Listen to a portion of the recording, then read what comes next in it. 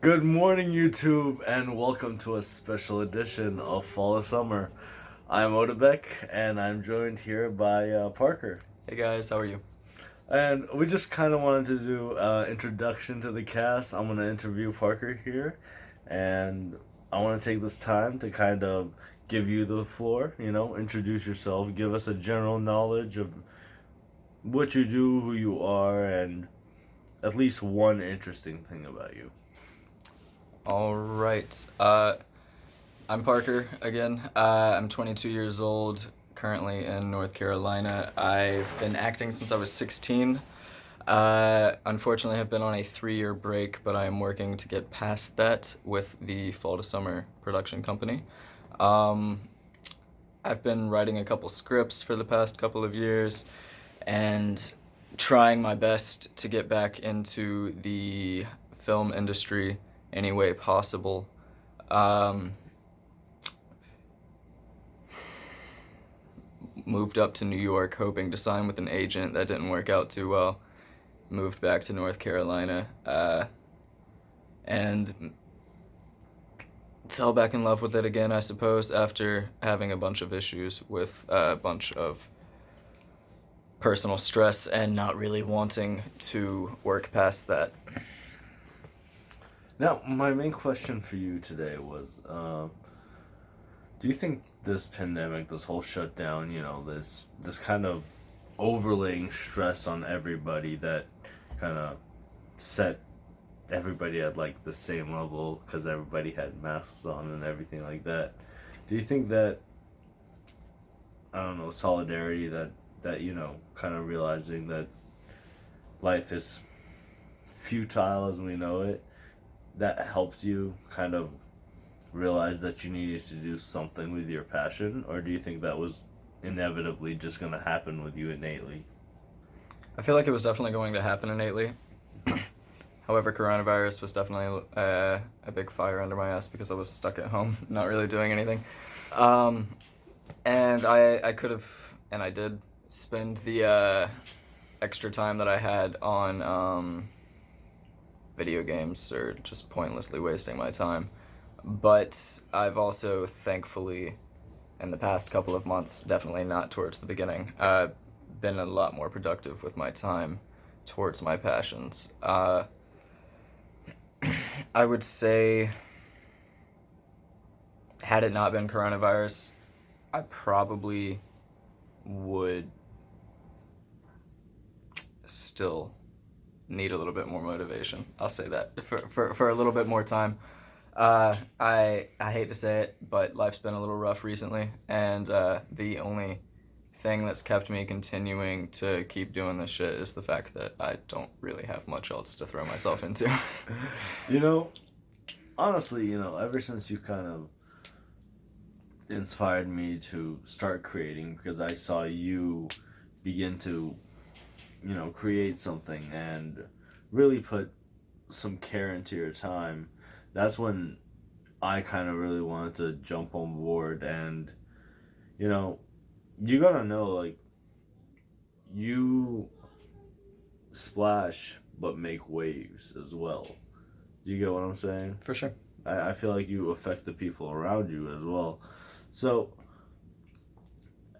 as you're progressing through what we call the creative process, how do you get over these writing blocks that we often get to, or how do you manage your time between doing work, you know, finding partners, getting in touch with us, the main creators, and putting in time yourself and working? How do you manage that? So recently, I've been unemployed mostly because of coronavirus. At this point, I've been looking for actual work so I can make a little bit of income, but only really half-heartedly because of this business. I feel genuinely that if I put enough effort into this, it'll become enough to make a little bit of a decent living off of, enough to where I can continue making content and not have to worry about making rent as well. I have faith in the abilities of myself and my team in doing so, personally. Now, as far as time management goes, I spend a good, like, I want to say half, but honestly a little bit over half of my time thinking about scripts or writing scripts or editing my own scripts, thinking of different ideas we could come up with and just jotting them down in my notebook. At this point, I've filled up a notebook and a half of notes just for this business. And then the rest of the time I've spent trying to cool myself down because I can't overwork too hard. Honestly, I have the opposite problem. Whenever you grab me to do any type of work is when I actually put in the time to work, and that's why, you see me utilize longer periods of work time because I'm used to working for longer periods of time. I think I've been unemployed for 5 months now, and that lifestyle really makes somebody kind of give up on the structure around them. Do you understand what I mean? I do for sure. Well, for one thing, you lose track of your days. Yes. I've been terrible at I couldn't tell you what day it is today. Sunday. Sunday. Is it? Nope, Saturday. It is Saturday. See? Losing track. But without that structure there, yeah, for sure, I've found it harder to maintain a schedule myself. But coronavirus has just been helpful pushing everyone through willpower, I think. If it's not through setting your own personal schedules and getting up and doing shit every day despite having the excuse not to, it's in the schools, Yeah, but at the same time, like you said, coronavirus has kind of driven people. So, I myself, I'm recently employed. I'm gonna be starting a job on Monday and I'm gonna be working from 11 to 8 p.m. Monday through Friday. Set hours, hopefully making a living, and this is all because I'm trying to just make my way through an American life. I'm supposed to sustain myself, right? That means providing for myself, which means paying rent and buying food. And honestly, this is a little hard, but I worry about kind of feeding myself daily and feeding kind of my significant other and things like that, because it's not that those people can't rely on me. It's just that I feel that certain circumstances kind of impose me being financially stable, like this life. Life in general just making you need money. Yes. Right. And that's something I'm having a really difficult struggle with right now as well, because with the benefits, the $600 a week from unemployment getting taken away, I think the first payment I got was $70 something, and then the second payment I got was $40. So I'm not now making enough to live off of on that. Not that that's a complaint. I don't feel like people on unemployment should really be making too incredibly much, but more than fucking what would that be, $280 max a month? That's not livable for anyone at this point in time. I'm sorry. And this kind of opens our eyes to the whole problem of unemployment, because before the virus, there wasn't really a time where a mass amount of people needed unemployment and saw that you weren't able to live off of it, because on the one hand the government is telling you stay at home. I mean, you hear Dr. Fauci, you try to take the administration's word with a light heart, but at the same time you want to listen to professionals, but you are required by society to go out there and make a living. So, do you think we should, yep, risk our lives, deal with the consequences, sanitize your hands, put on a mask, go ahead, risk it, and those like, you know, with people that have those pre-existing conditions that make them susceptible are just gonna have to take the risk. Like, is that So this is my opinion on it. It's a little bit controversial, I suppose. I feel like we need a second lockdown. I feel like that's really the only way we'll be able to get to the point where we can make the necessary steps to where we could actually reopen, because we completely fumbled the ball in the first half. We reopened way too quickly. I went back to work in June briefly. I was a server, and part of the reason why I didn't continue going is I saw how half-assed all the other servers were whenever it came to cleaning up tables after customers left. And like, I understood that that's not just my restaurant. Like, absolutely not. That's not just my restaurant. mm-hmm.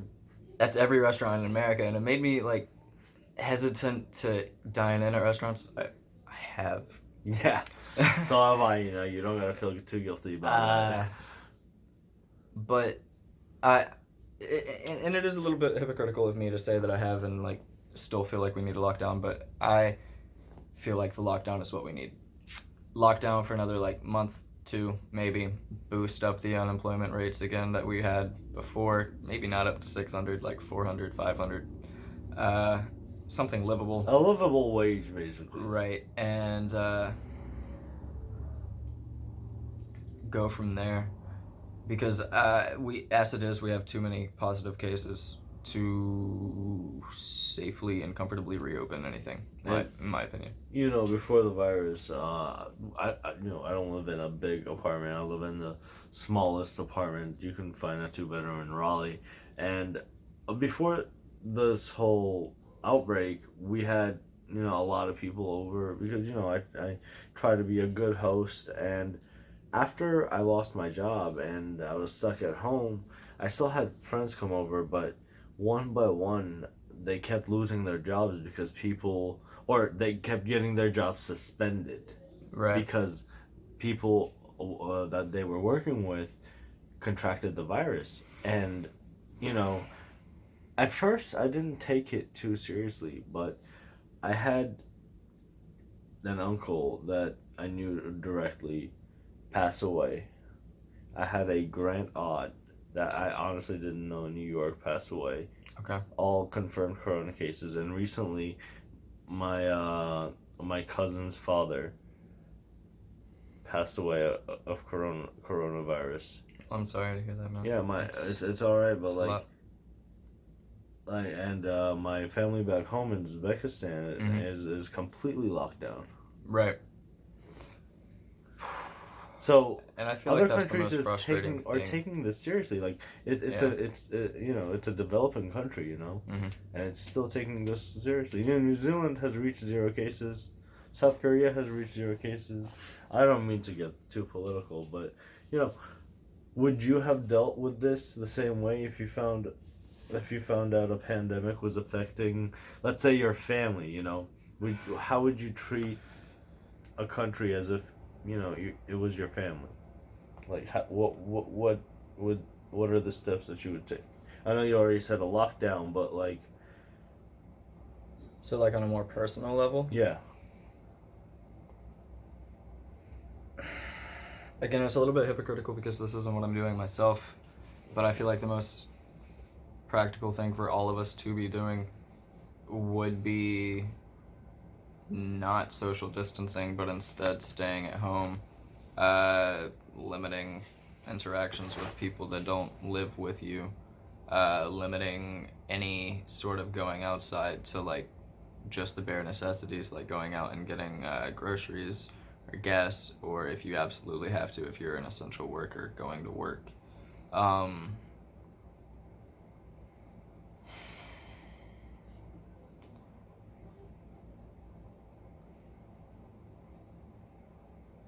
It's really difficult to hold others to that standard with me not doing that, I'll say. Yeah, because you don't want to.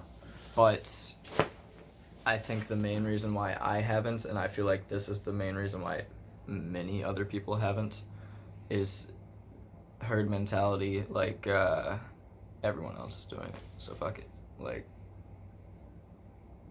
I can definitely understand that. But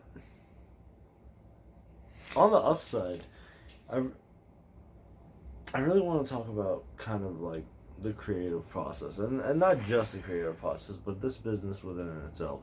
Like, we're kind of getting into an old market. There are tons of creators out there. There's barely a chance somebody will click on this video and is listening here right now to me and you talking. for sure. So how do we as a company break from the norm?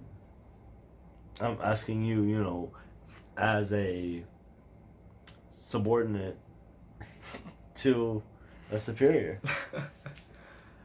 And this is a difficult question for the business that we've been juggling since creation. With our podcast, we intend for the main podcast, and I'm not saying we've done it phenomenally so far, but hey, we're working. Touch and go. Come on. Yeah, look, we're trying to bring light to people's lives and get other people's perspectives in order to shine some light on life to others. I feel like the main reason why there's hate in this world is because people don't truly understand the issues that everyone goes through. And if we can get more issues out there and more voices out there, our issues won't be unheard and everyone will have a more clear understanding of how to live in a society. Yeah, honestly, as grim as some of the things we talk about on FNN seems, I personally, my goal is to like educate people to show a perspective that they maybe haven't seen before, because we all want the same thing, just to live. That's all we're doing. To live happy. I feel like Yeah. I think that's the main goal for people. If not happy, then comfortably. I mean, pick your adjective, live how you want.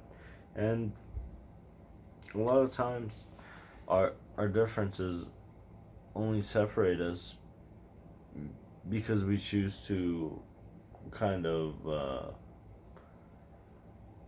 stay with our team rather than face our own kind of moral questions. Do you understand what I mean?